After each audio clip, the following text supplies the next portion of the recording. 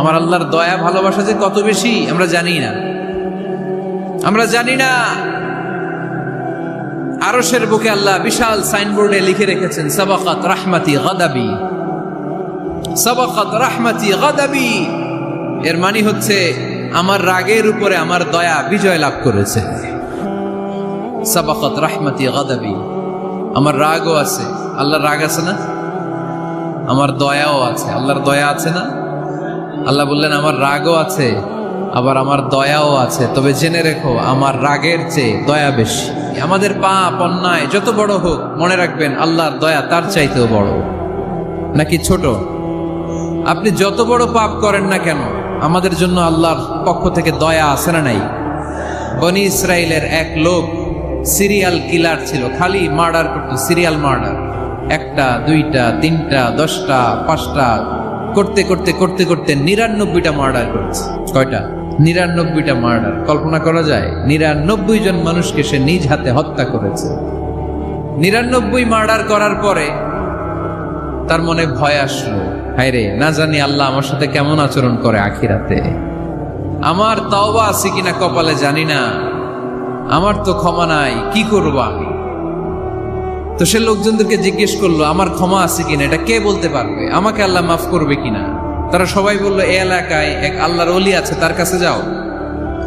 সে আল্লাহর ওলির কাছে যেয়ে বলে, ও আল্লাহর ওলি, আমি 99টা হত্যা করেছি, 99টা মার্ডার, আমার কপালে ক্ষমা আছে কিনা তুমি একটু বলো। আল্লাহর ওলি কই, কি বললা? 99টা মার্ডার? আয় হায় সর্বনাশ, তোর কোনো ক্ষমা নাই। এবার যে মার্ডার করছো কয় আমার যেহেতু ক্ষমা নাই, তোরে বাঁচায় রেখে লাভ কি, তোরেও দিলাম শেষ করে। এবার সেঞ্চুরি করে ফেলাইছে। কথা বুঝতেছেন? আমার যেহেতু ক্ষমা নাই তো তোরে বাঁচায় রেখে কি লাভ, তোরেও শেষ করে দিলাম। এবার সেঞ্চুরি। সেঞ্চুরি করার পরেও ভয় আসে না নাই অন্তরে?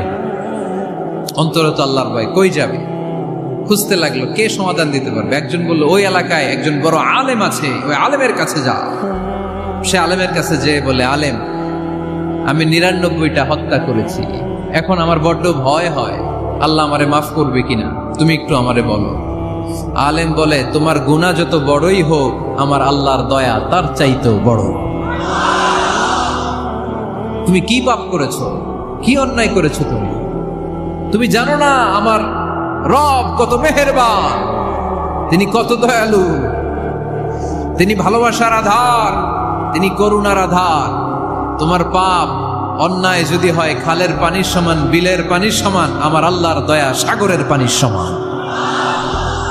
তোমার পাপ আর অন্যায় যদি হয় পাহাড়ের সমান, আমার আল্লাহর ভালোবাসার দয়া হচ্ছে আকাশের সমান। তুমি যদি তওবার মতো তওবা করতে পারো, ক্ষমার মতো ক্ষমা চাইতে পারো, চোখের পানি ছেড়ে, চোখের পানির বড় দাম, চোখের পানির মধ্যে বিশাল কারিশমা, এটা আল্লাহ খুব পছন্দ করে। 2 ফোঁটা পানি আল্লাহ পছন্দ করে। এক, জেহাদের ময়দানে শহীদের গা বেয়ে ঝরে পড়া রক্তের ফোঁটা। 2 হচ্ছে অনুতপ্ত বান্দার চোখের পানির ফোঁটা। বান্দা যখন অনুতপ্ত হয়ে চোখের পানি ছেড়ে কাঁদে, তার চোখের পানি চোখ বেয়ে নাকের ডগা বেয়ে মাটিতে পড়ার আগেই ওই অনুতপ্ত বান্দার সব গুনাহ আল্লাহ মাফ করে দেয়। সে জিজ্ঞেস করলো আমার ক্ষমা আছে কিনা? আলেম বলে আছে, ক্ষমা আছে। তওবার মতো তওবা কর, তাওবাতান নাসুহা, তওবার মতো তওবা করলে আল্লাহ ঠিকই মাফ করবে। সে এতটাই অনুতপ্ত হলো, এতটাই, সে আল্লাহর কাছে ক্ষমা চাইতে শুরু করলো। আলেম পরামর্শ দিল, তুমি যে এলাকায় থাকো এলাকাটা ভালো না, এলাকাটা ছাড়ো, এখানে সব ডাকাতদের এলাকা, তুমি একটা ভালো এলাকায় যাও, ওখানে যে তওবা করে ভালো মানুষ হয়ে যাও। সে নিয়ত করে কাপড় চোপড় গুছিয়ে ভালো এলাকায় যাবে। ঘর থেকে বেরোয়ার সাথে সাথেই মালাকুল মাউত চলে আসছে, তার রুহু কবজ করে ফেলছে। এখন রুহু কে নিয়ে যাবে? ফাজাআত মালাইকাতুর রাহমা ওয়া মালাইকাতুল আযাব। রহমতের ফেরেশতারাও আসছে, আযাবের ফেরেশতারাও আসছে। রহমতের ফেরেশতারা বলে না না, সে তওবার নিয়ত করেছে, যদিও তওবা করতে পারে নাই, যদিও